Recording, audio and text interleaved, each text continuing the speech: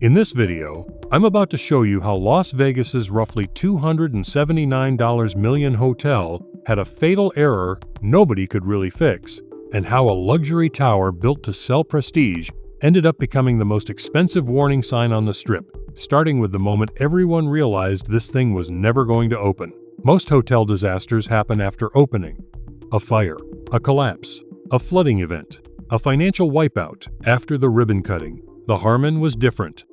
This hotel failed before a single guest ever rolled a suitcase across the lobby. No honeymoon couples, no convention crowds, no room service trays, nothing. It stood there on the Las Vegas Strip looking finished enough to fool tourists, and yet it was basically a luxury corpse in designer glass. That is what made it so eerie. The Harmon was supposed to be one of the jewels inside City Center, MGM's giant, gleaming, money-no-object mega-development in the heart of Las Vegas. This was peak pre-crash ambition. The tower was marketed as a condo hotel, high-end, sleek, sexy, the sort of place where rich people could buy a slice of Vegas sky and then tell themselves it was an investment, while everyone else just called it a very expensive flex. Then came the discovery that changed everything. Deep inside the structure, critical reinforcing steel had been installed incorrectly. Rebar problems, link beam problems, missing pieces, misplaced pieces, reports that did not match reality. A tower whose bones were telling a different story than the paperwork. And once that realization hit, the whole project entered a nightmare phase that lasted for years. Not because the building fell down, because it didn't. It just stood there. Unsafe enough to terrify people, visible enough to embarrass people, valuable enough to fight over, broken enough that nobody could agree whether to fix it, cut it down, or tear it apart floor by floor and pretend none of this had ever happened. That is how you get one of the strangest hotel failures in modern American construction. A luxury tower that became famous for never opening. To understand why this became such a fiasco, you have to go back to the sales pitch. The Harmon was part of City Center, the massive multi-billion-dollar complex MGM was building in the mid-2000s right on the Strip. Everything about that era screamed excess. Bigger, shinier, taller, more expensive. If one chandelier would do, somebody wanted 3. If a tower could be 40 floors, somebody asked, why not 50? The Harmon fit right into that mindset.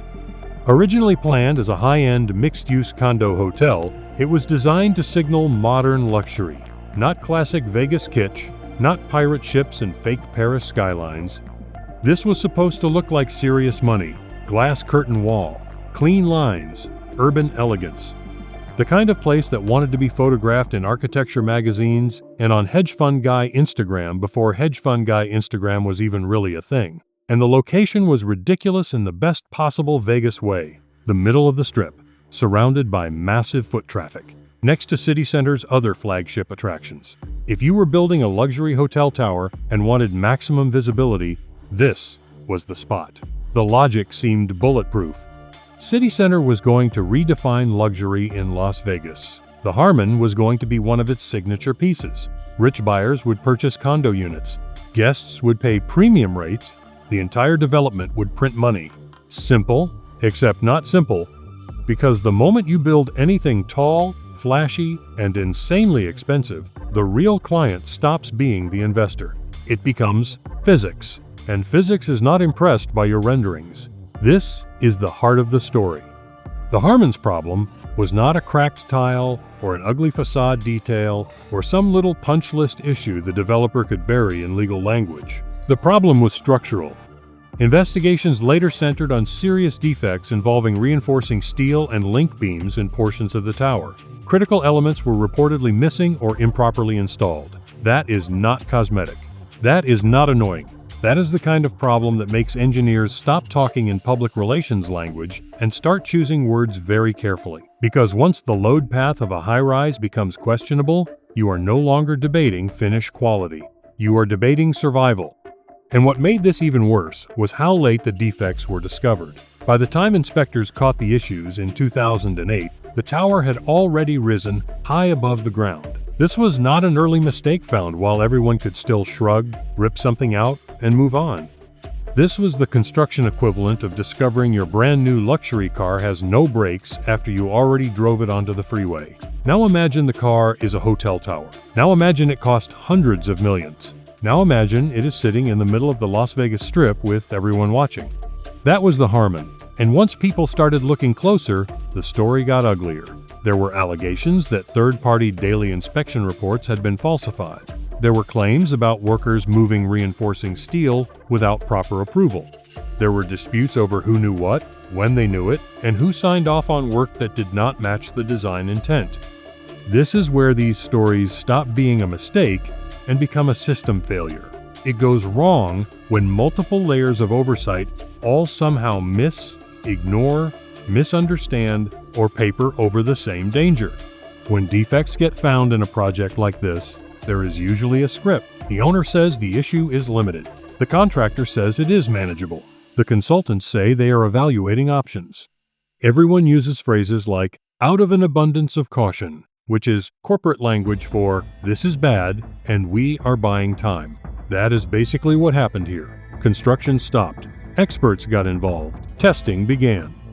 And slowly the conversation shifted from "how fast can we fix this?" to "can this even be fixed at all?" Because once a luxury project crosses that line, time stops working for you. Every month, the structure sits unfinished. It gets more embarrassing, more expensive, more legally radioactive, and harder to sell as a solvable problem. The Harmon was eventually cut down in scope from its original vision. Plans changed. Condo ambitions were scrapped. The dream got smaller because reality had a crowbar. But even after redesign ideas and repair discussions, the tower remained trapped in limbo. Too damaged to trust, too expensive to casually demolish, too public to quietly forget. This is why it became such a legend, not because it collapsed, because it lingered. Once you understand that the building itself had become a liability, the financial side starts to make horrible sense. Construction bills were disputed, payments were withheld. The owner and contractor ended up in a massive legal war. Experts were hired, models were built, tests were run, arguments multiplied. Everyone wanted to avoid being the party left holding the flaming invoice. And because this was a giant Vegas development with giant Vegas egos and giant Vegas money, the numbers got cartoonish fast. Unpaid construction claims ran into the hundreds of millions. Demolition planning added more cost. Delay cost money. Legal teams cost money. Consultants cost money. Insurance battles cost money. Opportunity cost money. That is one of the nastiest parts of a structural failure in a luxury project. Even when the building is not open, it still burns cash like it is fully operational. Except instead of guests paying room rates, you have engineers drilling cores into concrete while lawyers fight over who is about to have a worse quarter. At one point, the Harmon was described, basically, as a giant empty shell being used like a billboard for the rest of City Center. Think about how insane that is. A supposed crown jewel hotel becomes exterior decoration. This is where the case file documentary part really kicks in. Once the defects were discovered, the project moved from construction problem to legal trench warfare. MGM and Tudor Perini fought. Subcontractors got pulled in. Design professionals got scrutinized. Inspection firms got dragged into the light. Everybody had a theory for why the other side should pay, and everybody had a theory for why the building was either repairable, unrepairable, safe enough, unsafe enough, or only unsafe if you listened to the wrong expert. That is standard in a mega case like this. Because the truth inside a construction failure is often buried under two separate mountains: technical ambiguity and financial self-preservation. One side says the defects are catastrophic. The other says they are fixable. One side says demolition proves how serious the issue is. The other says demolition was just a business decision. And all the while, the tower sits there acting like a silent witness no one can cross-examine. By the time settlement came, the lawsuit had grown into one of those sprawling, absurdly complex construction cases that can eat years of human life without producing anything except invoices and ulcers. And that, by the way, is another way physics collects the bill. Not just through damaged steel and concrete, through time. Could the Harmon have been repaired? That question hung over the whole saga like desert heat. Some parties argued yes, others argued no, or at least not in any way that made economic sense. And that distinction matters. Because in big developments, can it be repaired is not really one question.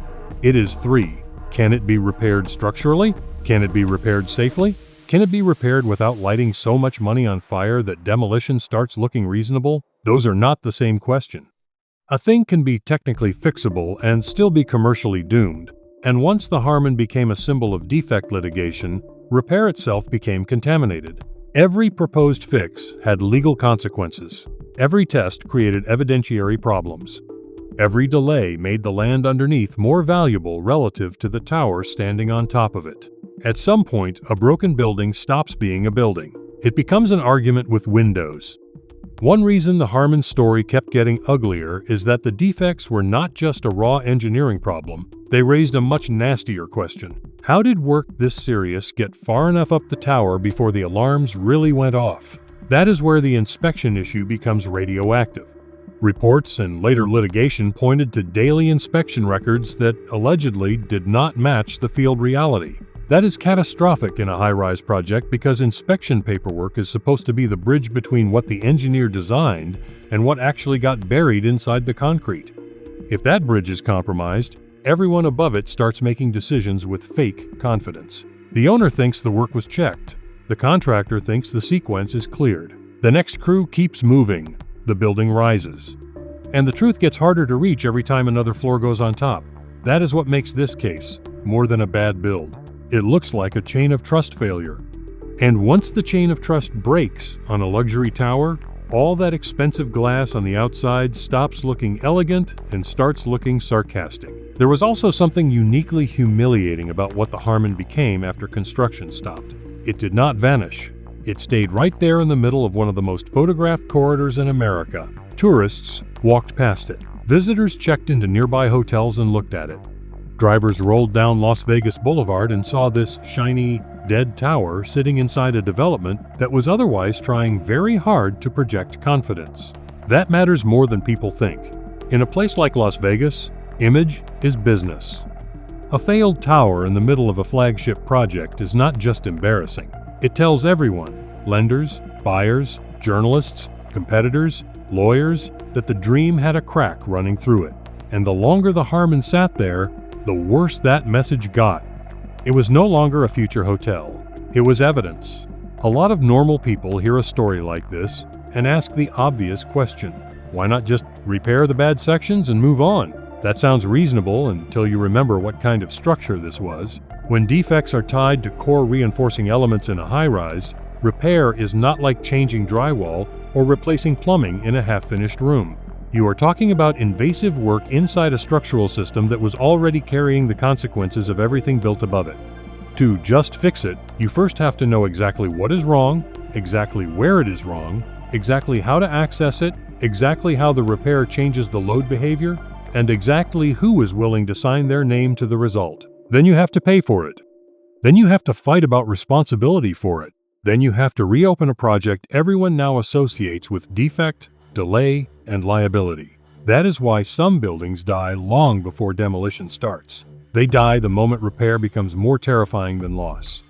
And while all of this dragged on, the financial logic kept getting worse. Remember, this was not a cheap project sitting on cheap land during a calm market.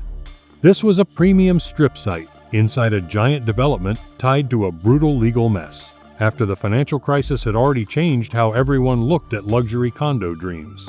So every additional month did two things at once. It increased carrying pain, and it decreased patience. That combination kills projects, because eventually the conversation stops being, how do we save this, and becomes, how do we stop this from costing even more than it already has? In the end, the Harmon did not get a grand opening. It got dismantled, not even a dramatic implosion, because the building sat too close to other valuable structures. No Vegas-style boom and dust cloud. Instead, the tower had to be carefully taken apart piece by piece. Slowly, expensively, humiliatingly. That may be the most poetic part of the whole story. A tower built to symbolize sleek luxury died in the least glamorous way possible, as a painstaking deconstruction job nobody was proud of. The demolition itself reportedly cost millions more. Of course it did. By then, the Harmon had turned into one of those projects where every new phase exists only because the previous phase failed. You spend a fortune to build it, then a fortune to analyze it, then a fortune to fight over it. then another fortune to remove it. No guest ever checks in. No investor ever brags about owning a suite. No concierge ever makes dinner reservations. The thing exists only as cost. Here is the warning buried inside all this. The Harmon was not a back alley scam project built by nobodies. It was part of one of the biggest, richest, most scrutinized developments in America. It had major companies, major consultants, major contractors, major lawyers, major money, and it still went wrong in a way that could not be cleanly fixed. That is the paradox. People assume giant expensive projects are safer because they are expensive. Sometimes they are actually more fragile because the scale multiplies the consequences of every mistake. A luxury tower does not have to be flimsy to fail. It just has to carry one serious defect far enough up the chain that fixing it becomes harder than fighting about it. That is what happened here. Prestige kept the ambition high. Money kept the machine moving. Complexity gave everyone room to blame everyone else. Physics sat there like an unpaid creditor. If you strip away the Vegas shine, the Harmon story is brutally simple. Rich people tried to build a spectacular hotel tower. Somewhere in the process, critical structural work went wrong. Oversight failed badly enough that the problem was discovered late. Once discovered, the defect poisoned everything: the design, the schedule, the finances, the lawsuits, the future of the tower itself. And because the building was too public, too costly, and too compromised, it became impossible to treat like a normal construction mistake. So it stood there as a warning. Then it came down as a warning. And that warning is this: luxury does not cancel engineering. A great location does not cancel engineering. If the bones are wrong, the glass is just expensive denial. Vegas sold it as certainty, engineers treated it as salvage, lawyers priced it as warfare, and the public watched a promise turn ghostly. Las Vegas's roughly $279 million Harmon Hotel was supposed to be a luxury condo hotel showpiece inside City Center. Instead, serious structural defects tied to reinforcing steel and related elements were discovered after the tower had already risen. Construction stopped. The project shrank. The lawsuits exploded. The money damage multiplied. The building never opened. And after years of fighting over whether it could or should be repaired, the tower was dismantled without ever hosting a single guest. That is the whole story in one line. They built a luxury hotel that looked like the future, ignored the fact that the structure underneath was already arguing with reality, and by the time reality won, the only thing left to open was another lawsuit.